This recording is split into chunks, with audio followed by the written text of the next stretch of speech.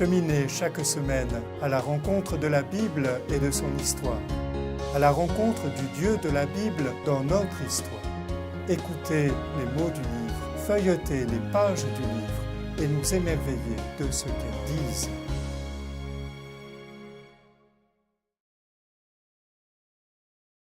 La Bible, le livre des livres, une langue, une terre, un peuple. Pour Israël, ce peuple installé sur la terre de Canaan commence au Xe siècle avant Jésus-Christ, la période de la royauté. Après Saül, c'est David qui règne sur Israël de l'an 1000 à 961. On trouve des récits de ses exploits dans l'Ancien Testament, principalement dans les livres de Samuel, des rois et des chroniques.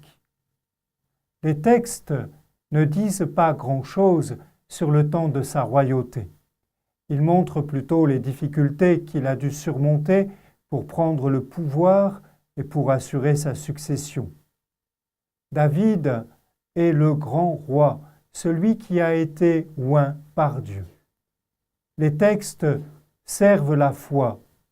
D'un côté, ils montrent que la véritable royauté est exercée par Dieu et non par un roi, si grand soit-il.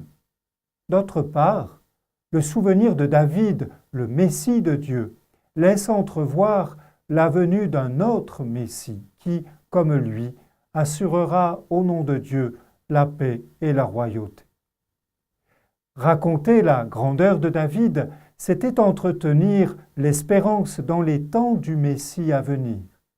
Les auteurs bibliques n'ont pas craint de montrer le roi David sous un jour très humain, car David, c'est aussi un roi intraitable, guerrier farouche, sanguinaire.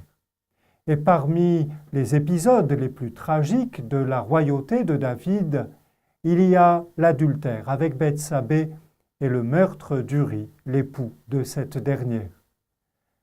Bien des siècles plus tard, un poète sacré va rédiger un psaume admirable, le Miserere, ou psaume de pénitence. « Aie pitié de moi, mon Dieu, selon ta fidélité, selon ta grande miséricorde, efface mes torts. » Et ce psaume, l'auteur va le mettre en lien avec ce péché de David, et il ira jusqu'à le lui attribuer.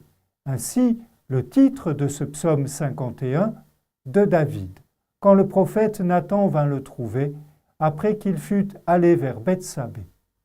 David confesse la miséricorde de Dieu. Il ne se cherche pas d'excuses, il sait qu'il a gravement péché et que son seul recours est le pardon de Dieu. C'est pourquoi il fait appel à tout ce qu'il sait de l'amour de Dieu et de sa puissance de pardon. Lave-moi sans cesse de ma faute et purifie-moi de mon péché, car je reconnais, j'ai toujours mon péché devant moi. Contre toi et toi seul, j'ai péché. Le psaume 50, 51.